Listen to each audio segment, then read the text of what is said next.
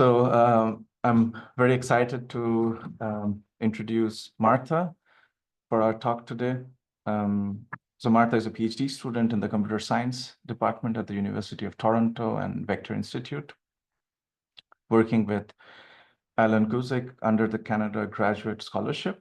Her research focuses on molecular discovery using generative modeling, as well as automating chemistry experiments in self-driving labs. Previously, Marta accomplished internships at Apple and Mila AI for Humanity, and has also been invited as a speaker at Google Deepmind, CECAM, the Accelerate Conference, LoGG, and FutureHouse.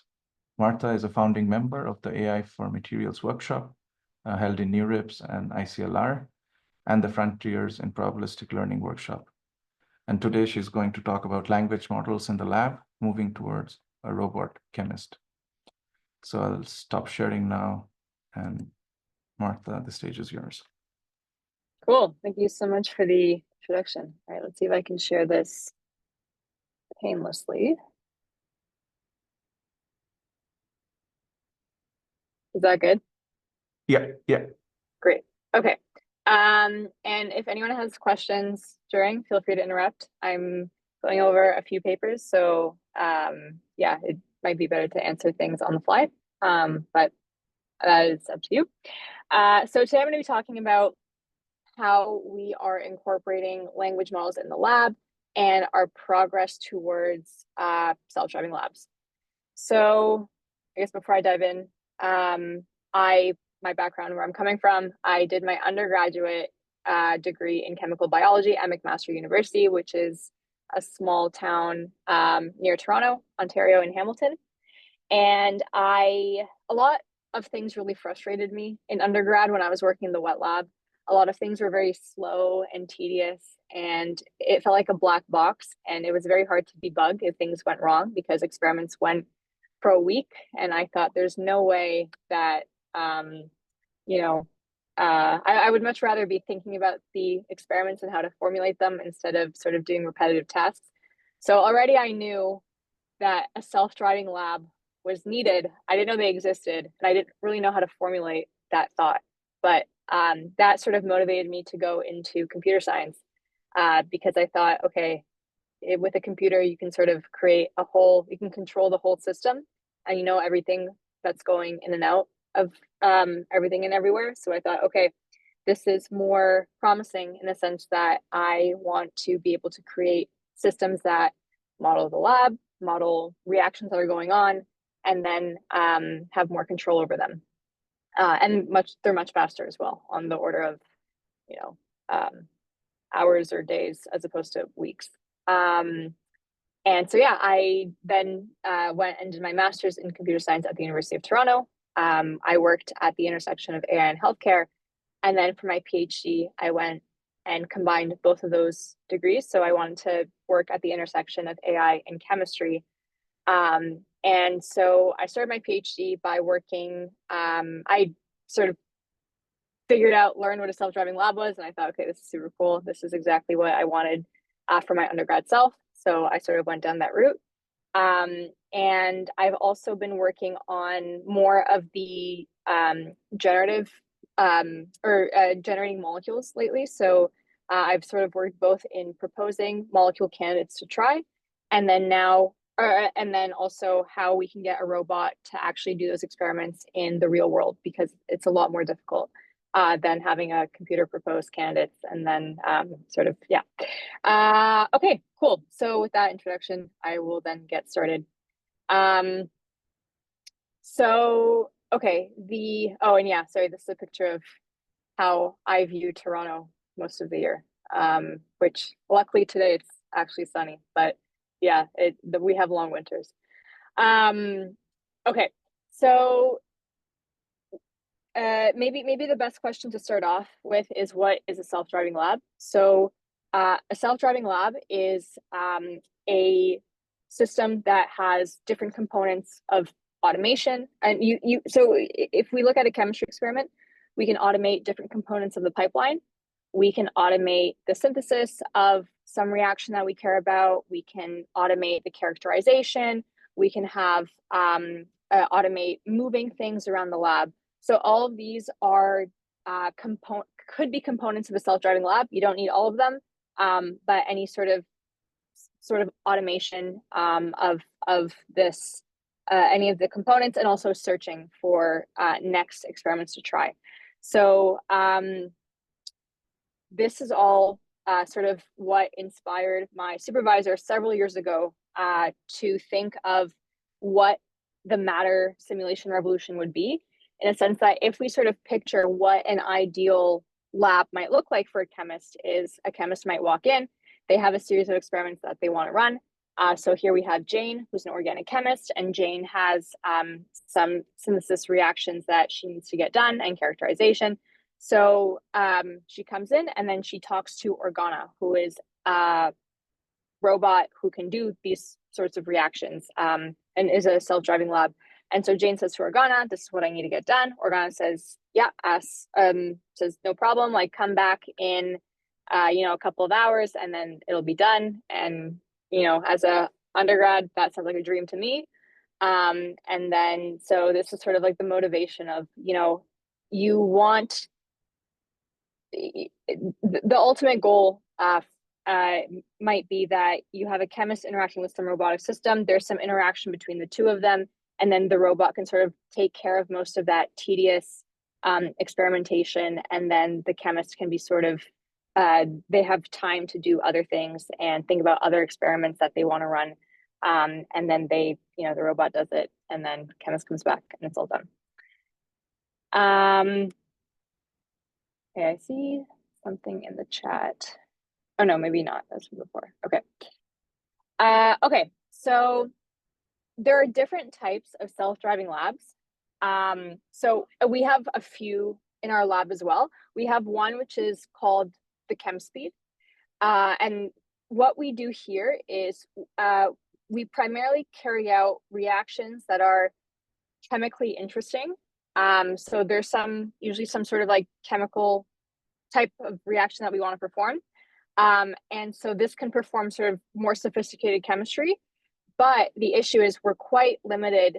It's quite a constrained system. So you essentially have to set up the, I guess, building blocks of this robot in a sense that it can only pull, you have to set up like bottles of certain reactants, and it can only pull from those bottles.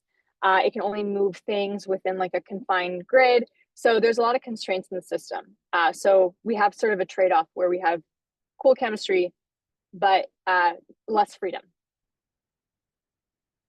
And this robotic system has been used, oh, sorry, yeah, the citation is not completely accurate because it was published in Science Since, but the ChemSpeed has been used for finding an organic molecule that is the best at emitting blue light. So this was a collaboration with 5 labs across the world. I personally was involved, but my colleagues are from my lab, and they all work together to sort of build different parts of the system. They all transmit information, I guess, like through a cloud system, and then they use the ChemSpeed to actually synthesize what the predicted candidates are, and then they found a molecule that was better than previously known ones. So this shows that self-driving labs can be used A, for collaboration across the world, and B, to speed up the search for candidates or molecules that have interesting properties. So yeah, I sort of already went over this, but the pros of this are that we can sort of do interesting chemical campaigns. So in the work that I showed, they use Bayesian optimization to sort of search over a bunch of different building blocks and then find sort of a better candidate than was previously known. You can plug in different instruments. So if you sort of build something that's custom, you can sort of plug it in. And the cons are that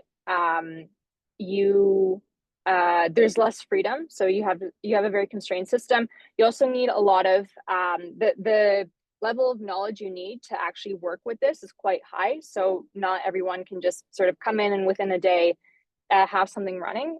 There's a huge startup cost for learning how to operate with this robot. And also, if it sort of breaks down, you also need to know how to fix it.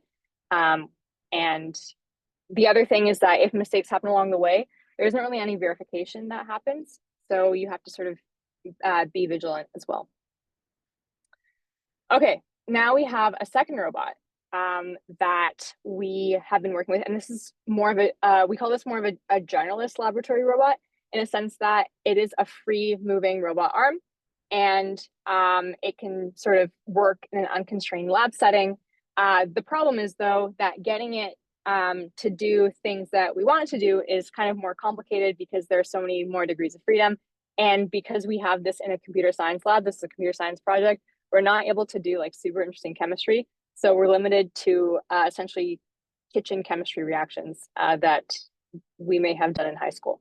But this is sort of a playground for us to experiment with different algorithms, develop sort of verification systems and computer vision pipelines and natural language interfaces, and then test them out here. And then now we're sort of working on incorporating them into a chemistry lab so that it can do more interesting experiments.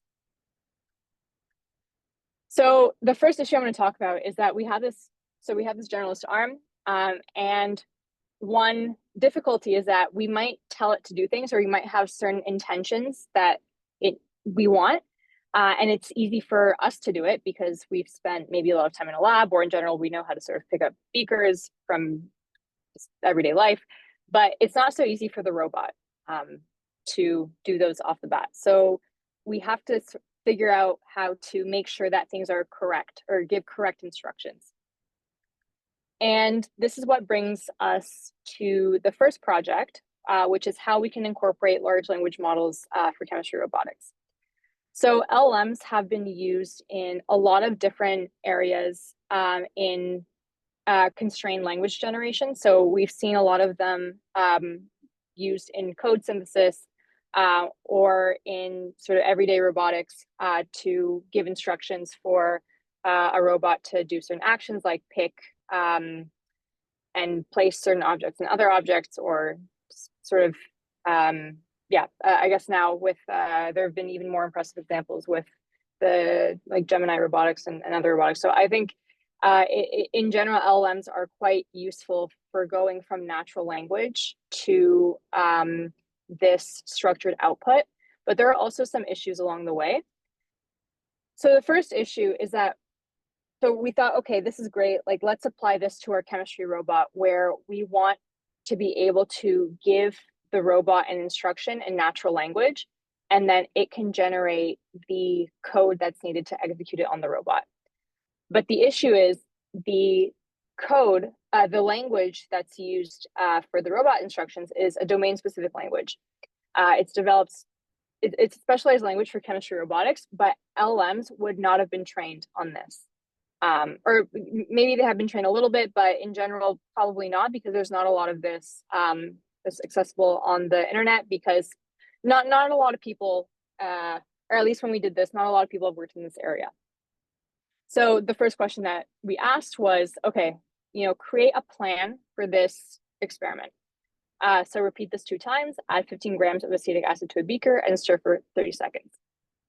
And so we get some sort of output, and it looks like code, which is nice, but it doesn't look like the language that we needed to. And I'll show an example of what that looks like in a second, but it kind of looks like Python code, which makes sense. And most of the sort of examples, the success cases up until this point had been shown on Python code anyway. So it shows that it's like it was good at Python, but when we get into sort of domain-specific languages, it kind of falls apart.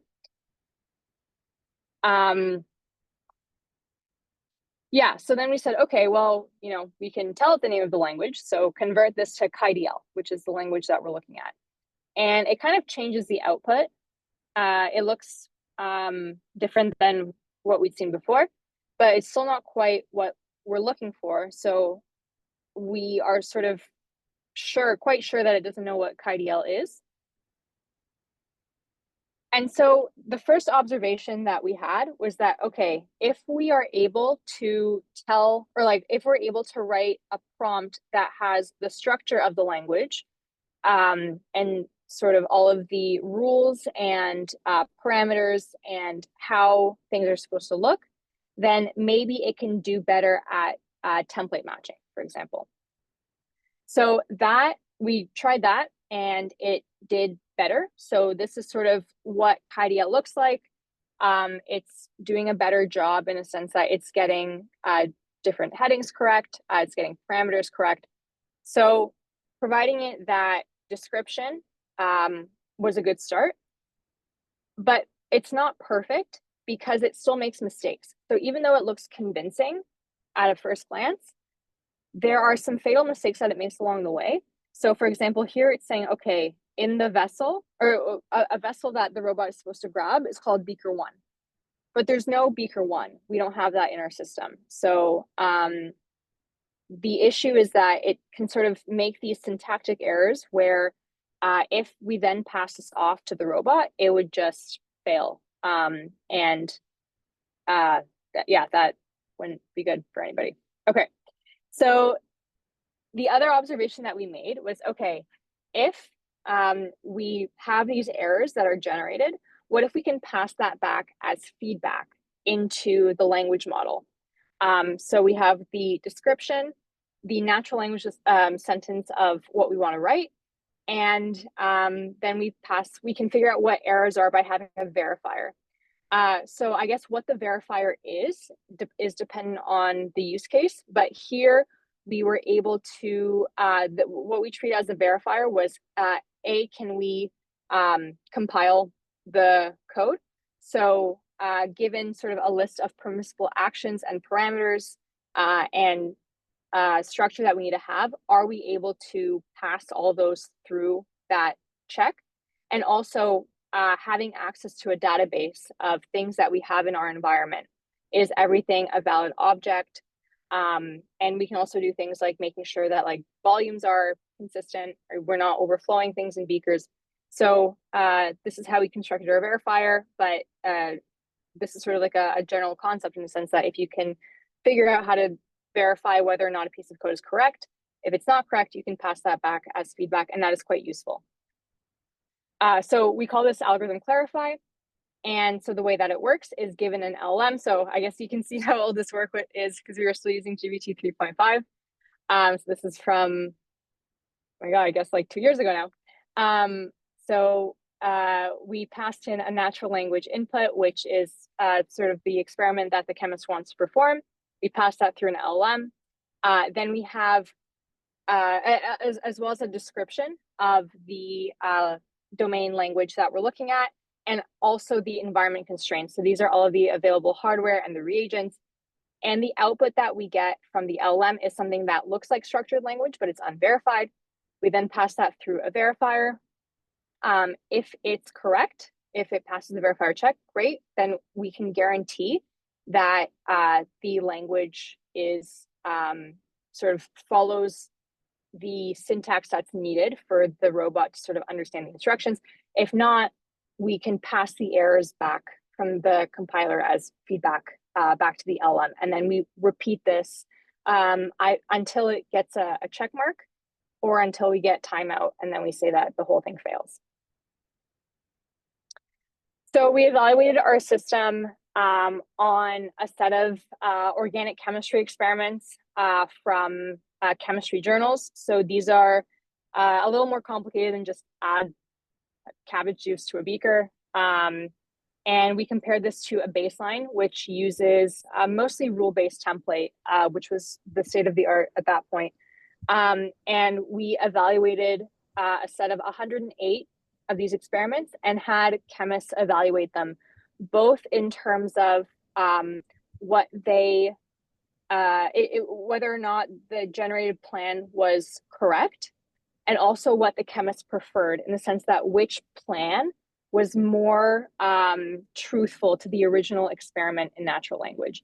And so we found that in both cases, Clarify was able to generate generate experiments, and also chemists preferred the experiments generated by Clarify. Okay, and so yeah, we also have a web interface where a chemist can sort of write something in natural language, and then we get an output, which is the structured language in KDL.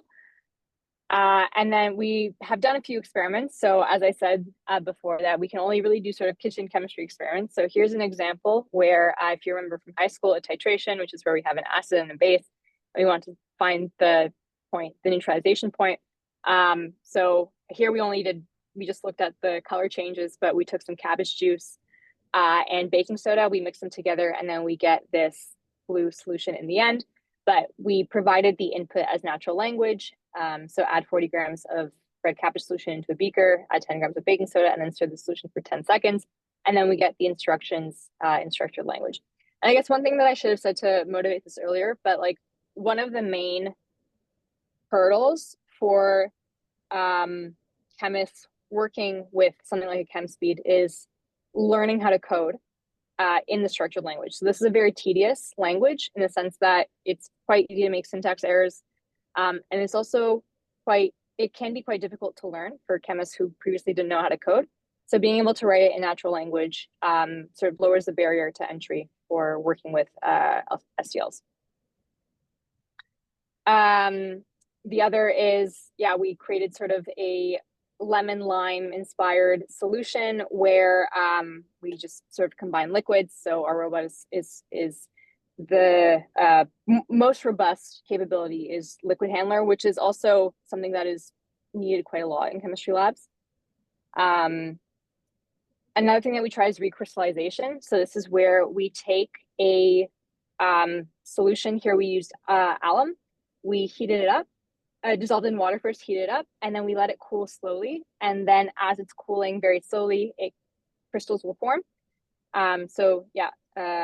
This is sort of visually quite we're sort of figuring out the most interesting kitchen chemistry experiments that we could do, and this is one of them. And then the last experiment that we tried in this setting is measuring solubility. So this is given some sort of powder. We want to figure out how many grams are able to dissolve in a set amount of water, and this will give us some sort of characteristic of the powder. And so we're able to do that by also incorporating computer vision in a sense that we detect whether or not a powder is dissolved in liquid. And then if it's not, we keep adding more liquid. And then as soon as we see that there's no sort of opaque, cloudy artifact in there, then we can say it's dissolved, and then we have our property. Okay, so we showed this for a set of quite simple natural language prompts where there are only a few commands. But in general, the motivation behind Organa was to sort of create this planning agent where a chemist can sort of offload more complicated experiments and maybe plan with the robot to figure out how to execute these experiments. And often these are not a few lines, but rather multi-step experiments. So this is where Organa comes in, and we sort of brought the vision that my supervisor had years ago of creating where he just wrote about this planning agent. We sort of took this first step of bringing this to life. So this is Organa, where we combine multiple different modules that include a planning module where a chemist can interact with the robot and describe what the experiment is. That then gets translated with Clarify to robot code. We also have a perception module which scans the lab surface in front of the robot, and this can detect what instruments and beakers are available. And then we have a robot, the robot actually executes the experiment. We have some sort of scheduling algorithms in there to figure out what components can be parallelized or not to make it go faster. And then the experiment's done, we get feedback, and then either it continues or the chemist is pinged to come back to the system because maybe something went wrong, something's unexpected, or the experiment's done. So this is sort of a human in the loop involved robot assistant. So I'll show a video first of what's going on, and then I'll talk about every part and how we got it, how it works. So we were very low budget in a sense that I am the chemist in this video. But maybe, yeah, so we have this first phase of Organa asking questions about the experiment. So here I'm defining what the experiment is. So the goal of the experiment that I want to do is I want to generate something called a Probabilistic plot of a quinone molecule. So this is a type of molecule, and a Probabilistic plot classifies the how much the redox potential of a molecule as a function of pH. So this is a useful characterization for if we're thinking about molecules as for batteries. And this is a first step in characterizing some properties of the molecules that might be useful for that. So here I'm defining what the experiment is. What is the rationale? So in this phase, I was describing what exactly is in the lab setup that Organa has access to. So I said there's a beaker of water, there's a 10 millimolar solution of sodium chloride, there's the quinone solution. So I'm listing all the things that Organa has available to use in the planning. Rationale behind the experiment. So the goal of the experiment is to measure the potential of the quinone solution at various pHs. We'll start at pH 4 and take a measurement there, and then we'll scan from pH 4 to pH 9. Could you please provide an example of how to run this experiment? Yep. So to run this experiment, I would first add 6 milliliters of pH 4 buffer solution.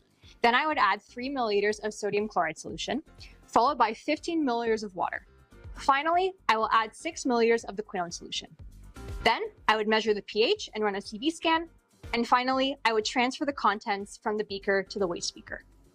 Can you tell me what the expected outcome of the experiment is? So I expect that the pH of the solution of the first experiment will be around 4, but a little difference is okay.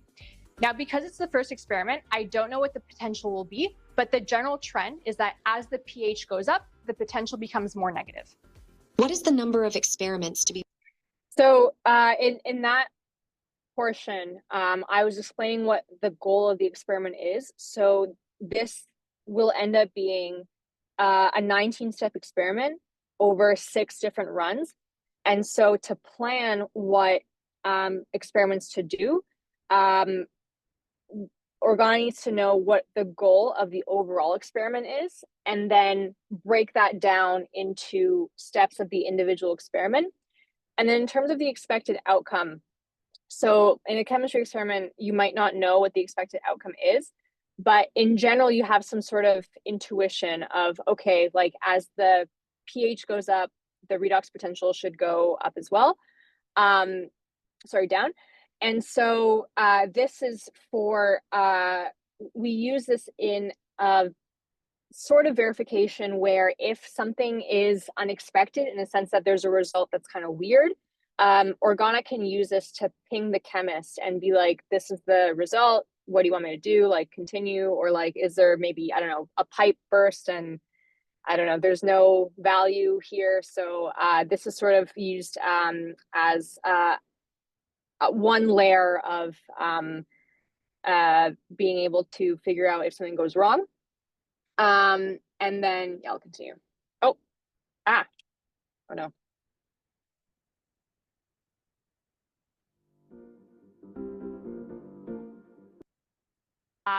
0.5 more to run this experiment, but a little difference is okay.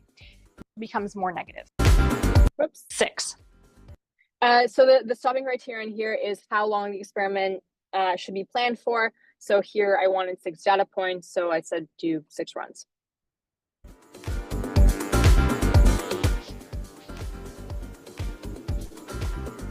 What will this be used for? That is the washing beaker. What will this be used for? That is the scale. Okay, thank you.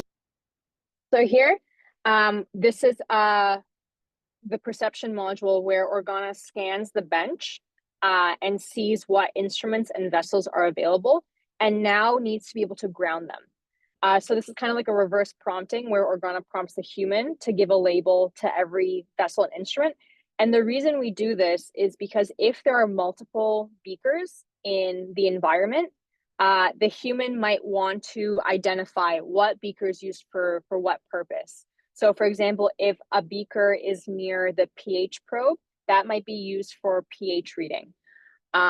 If otherwise, the beaker might be used for waste, for example, and we can't mix up what the beakers are used for. This is really important. And then being able to assign a label is useful based on sort of how the plumbing has worked out. So yeah, the human here is used for grounding what each vessel is used for. Thank you. I will start the experiment and let you know if I have any questions.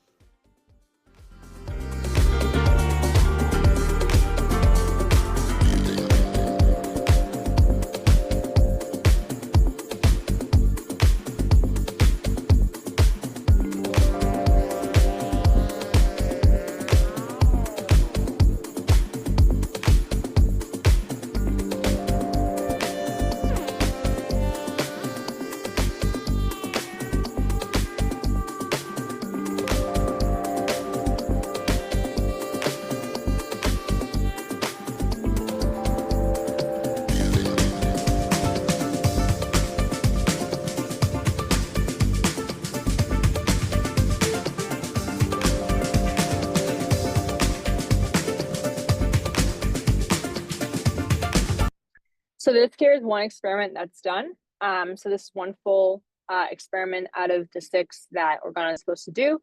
And one thing that we introduced here was something that wasn't done before, was this step of electrode polishing. So this is where, go back in time. Yeah, so here, polish electrode. So this is where the robot is moving, or I guess we not the robot itself, but the device underneath is moving a polishing paper under an electrode. And this is needed to clean the surface of the electrode. This needs to be done before every experiment. Very tedious. I remember this was one of my least favorite things to do in undergrad because you have to do it like 300 times. And so it's just much easier if a robot is able to do that instead. And then we're also parallelizing things. So while the arm is being used for polishing the electrode, other plumbing is being used to pump solutions into other beakers that will be needed at different points in the experiment. I think. Oh my gosh, sorry. No. There we go.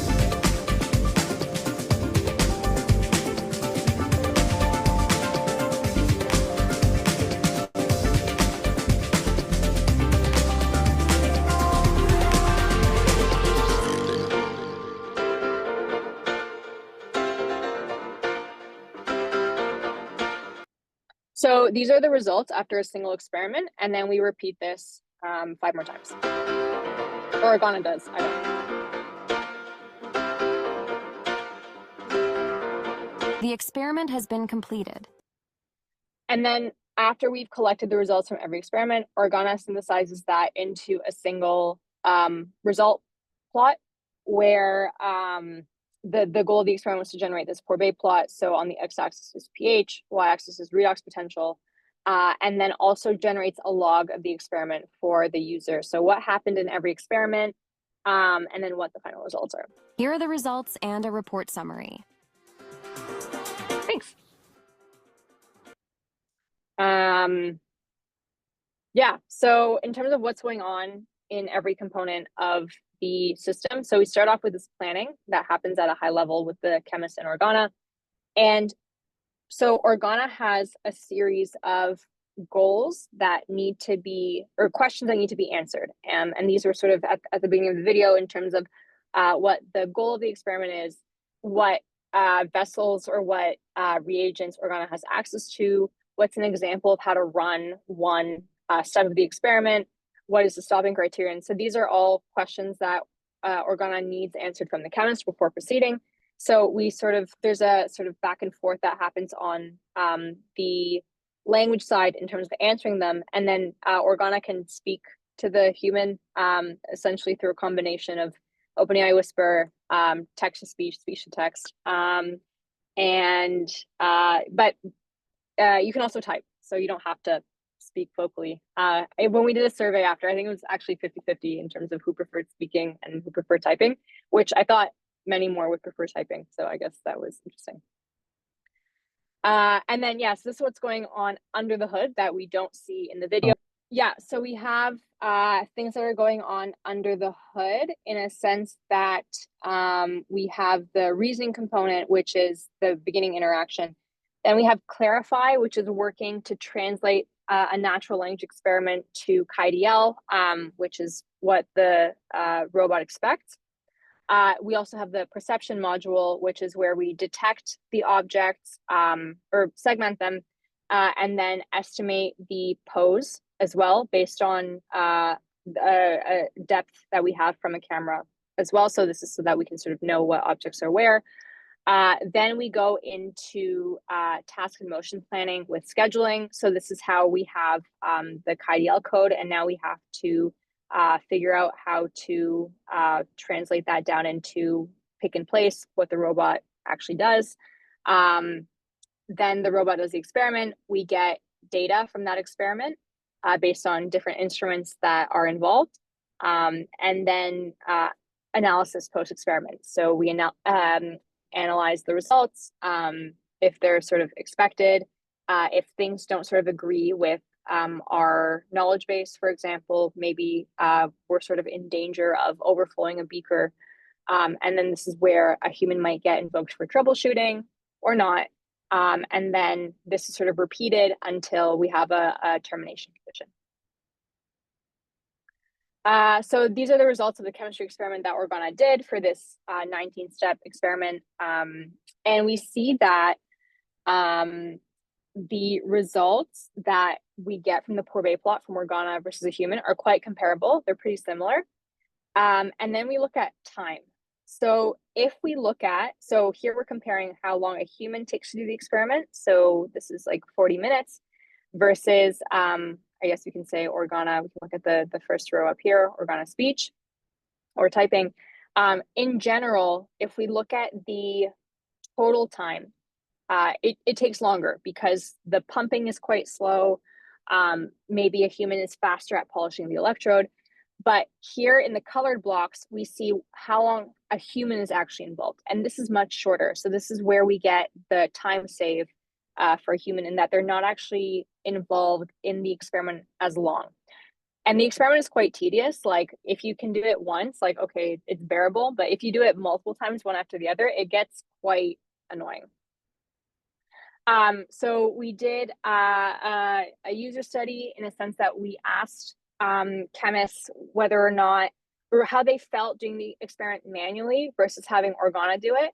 And we saw that we had significantly better, or like less frustration and less physical demand. So this is what we use, something called a NASA task load index. And the physical demand point is can also be really important when we consider using these types of systems with chemists who have physical disabilities and aren't able to be doing these tasks continuously one after another. And then in terms of system usability, we found that there was more enjoyment in getting a robot to do this experiment than a human doing it. Yeah. So I don't think I have too much time. Yeah, I have a couple minutes. So I'm actually going to skip ahead and talk about like what currently we're focusing on. So I'm going to skip over this, but yeah. Okay, so a lot of work right now is being done in our group on digital twins, in a sense that we want to be able to verify protocols and know what experiments are being done, whether or not the plan is legitimate, how can we optimize the plan. And so instead of playing around in a real chemistry lab where making mistakes is quite costly, we can do this in a digital twin. So my colleagues have developed a digital twin of, we're affiliated with something called the Acceleration Consortium, which is a group of self-driving labs at the University of Toronto. And this is what the lab, one of the labs looks like. So my colleague made a digital twin of the lab. And so this is now can be used to try out different experiment protocols here instead of first trying them out in the lab. And so we do this by having different robot arms, different instruments, and easy asset creation where you can model sort of a new instrument, plug it in, and then experiment with different procedures. We also are in the process of implementing like different search algorithms for finding optimal placements, and also figuring out how we can incorporate natural language. So if a chemist wants to try out a new protocol, it's they can try it out more easily than learning how to code the entire language. So yeah, here's an example of the digital twin of, here we're simulating a liquid, pouring a liquid. And then, yeah, we can sort of repeat this over and over and generate lots of data, and then also use this to train our own models.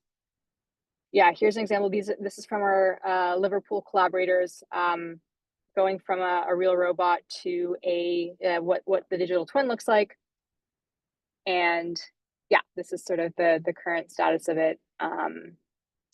But yeah, I think this is an interesting direction in the sense that you have to be really sure that the experiment protocol that your algorithm generates makes sense. And trying it out first in a digital twin is, I think, a very important measure for a safety measure for being able to translate this to a self-driving lab. Yeah, and we're also working on other things like phase detection. So figuring out whether or not a reaction's done, whether or not the resulting product is a solid, a liquid, and this is important for characterization. And for this, we're developing, we use like computer vision algorithms. So these are just some of the things that we're doing here at the University of Toronto and the Acceleration Consortium. And with that, this is the team behind a lot of the experiments, but this is not the entire team. The team is huge. These are just some of the key players. And yeah, we collaborate with people from both the chemistry department and robotics department. So Florian and Animesh are from robotics. And then Kurosh is the project lead on a lot of these different projects. He's spearheading these. Yeah, this is my group. And I think that's it. Great. Yeah. Okay. Thank you for your attention and happy to take any questions. Thank you for the wonderful talk, Marta. And I think we can now open the floor for discussions and questions. So maybe I can start with some questions. So in terms of acceptance, did you have some studies or is some lab actively using it in terms of doing experiments right now, or what are the current pain points with the system? Or yeah, so currently we're using it in the Acceleration Consortium. So this is a group at the affiliated with the University of Toronto that consists of 8 self-driving labs, working on different, focusing on different types of chemistry areas. And one of them is, one of the self-driving lab groups is based on algorithmic planning. So we're building it up there, figuring out how to sort of move it across different labs. And then the goal is to be able to incorporate it in all of the self-driving labs. And in terms of failures, like what happens if the robot in the process of, let's say, experiment that takes 1 or 2 days, what happens if it fails, like a motion or a control failure? Yeah, it's a good question. So as right now, like the robot still needs to be babysat in a sense that I don't know if it can be left to sort of go on its own. But what we're building up is once the robot is sort of integrated in the lab, there can be cameras that are detecting these things. So training, being able to figure out whether or not something went well or not. This is, I think, an interesting area to look into. And eventually, in an ideal world, what would happen is different sensors are detecting whether or not an experiment something went wrong, for example, and then a chemist can be pinged like on Slack or something, and then they can come in and check it out, or like be able to like stop the robot and then come in and see what's happening. But yeah. Cool. And in terms of safety, like, are there any particular measures or mechanisms that you have implemented in the control side of things? Or Yeah, there are a lot. Yeah. So there are different detectors for like figuring out like whether or not you're on the edge of a lab bench, for example, to not knock over beakers onto the ground. But there are lots of these different constraints that I mean, I don't remember all of them off the top of my head, but figuring out, or like you can't like tilt, spill a or like you don't want to hold a beaker like this. You always have to hold it upright. So yeah. Okay. Cool. Thanks. Any other questions? I have one question. Thanks, Marta, for the interesting presentation. So I have one quick question regarding the output of the LLM. So like you mentioned that Clarify and Organa like produces the structured language output, which is in XML format. So how do you convert that to the code, like a Python or C++, like for low-level action? And Yeah, go ahead. And I have another question, like you also mentioned about like a perception model. So how do you combine the perception with the language instruction? Is that through like any particular like a VLM, like a vision language model? Yeah, so those are my two questions. Thanks. Yeah, to answer your first question, so there is once we convert it to KDL, then we have to we have a way to compile that down into the low-level robot actions. So when you use KDL, you kind of have to do that. You have to build that system up anyways. But it's a one-to-one mapping between KDL and what that low-level robot action is. And then for your second question, yeah, we use a VLM, exactly. So we combine it with, for the perception, we use like SAM for object segmentation. We use grounding dyno as our vision VQA model. And then we combine that with the LM. Thanks. I think we have a question from Tanmay in the chat. Do objects like the pH beaker need to be placed next to the pH workspace, or can the robot configure its workspace dynamically? Is there any utility to the robots configuring its workspace on the fly? Yeah, so right now we're working on being able to configure it dynamically. In general, yeah, I mean, it's better to be able to sort of take, a beaker from somewhere and do an experiment somewhere else. But in the Organa video, it was sort of the optimal placement for piping, I guess, because we had a pump that was connected to the pH beaker, so that needed to be within a specific location. But yeah, in general, on the fly would be better. Did that answer your question, Tanmay? Yep, that's really cool to know. Thank you. Cool. I think Dennis has a question.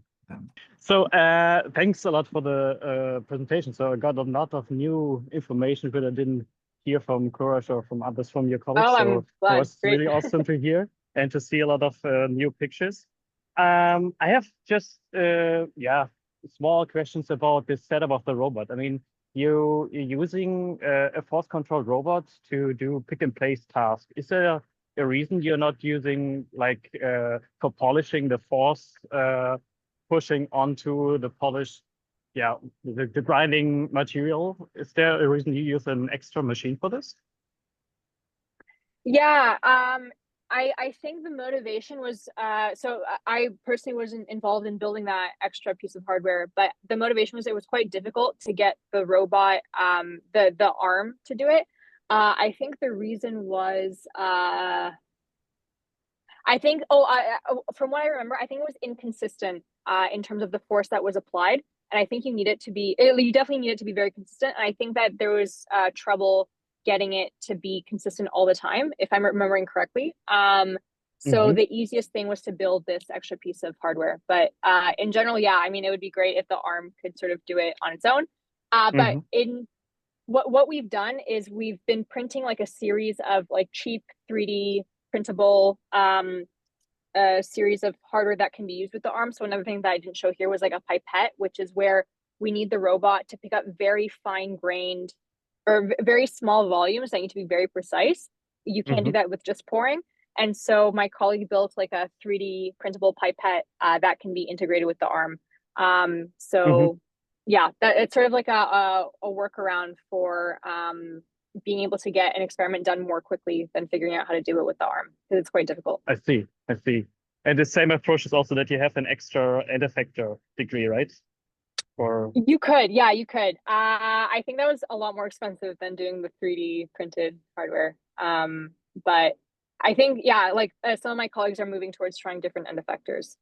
okay, And you cool. have more degrees of freedom as well. So I think it's harder to work with, if I understand correctly. Yes, yeah. Okay, cool. Thanks. Cool, thanks. There's one question from Marine. She says, thank you for your talk. I really love to see how the iteration of your work towards applied robotics.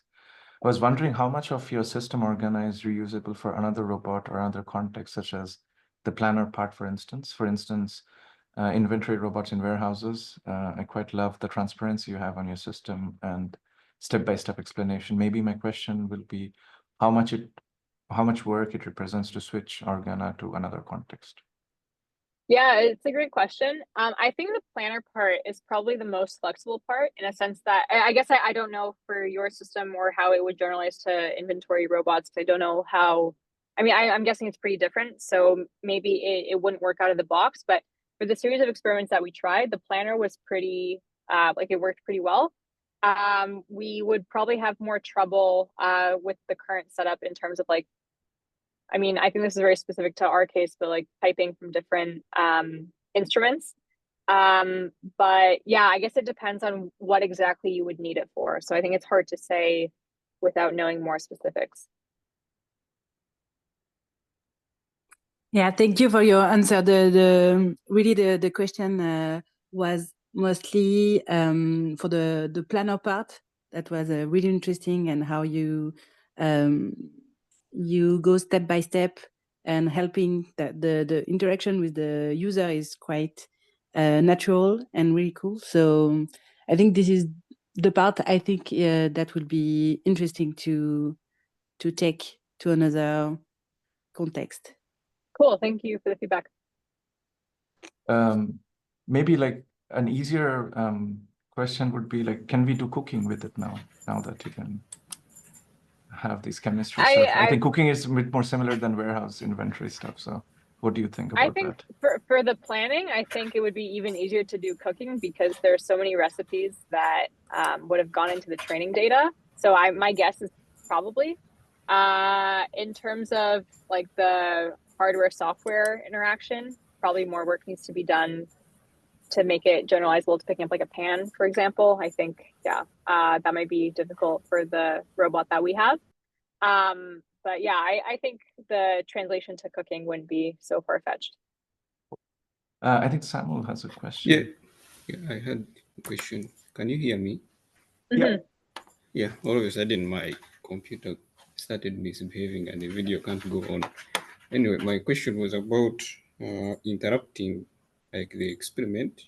Like in the middle of it, you realize that maybe you need to change something, you need to change instructions. Is that possible? And how do you do it? Yeah, it's a good question. So right now, no, in a sense that, so okay, there are moments where like you can interrupt an experiment if there's like if organa is waiting for input, for example. If the organa asks the human a question and there's like an emergency stop button. So they're like kind of the two extremes. But I think, yeah, you're right in the sense that it would be great to have like an adaptive listening component where there's some sort of like stop criterion that's not sort of emergency shut down the whole system. Yeah, I think that'd be interesting future work. Okay, thanks. All right. I think then we can wrap up the session for today. Thank you so much, Marta, for taking the time to present your wonderful work. I wish you all the best in the next steps, and all the best for your thesis defense, which is coming up soon. Cool. Yeah, thank you for inviting me. It's awesome.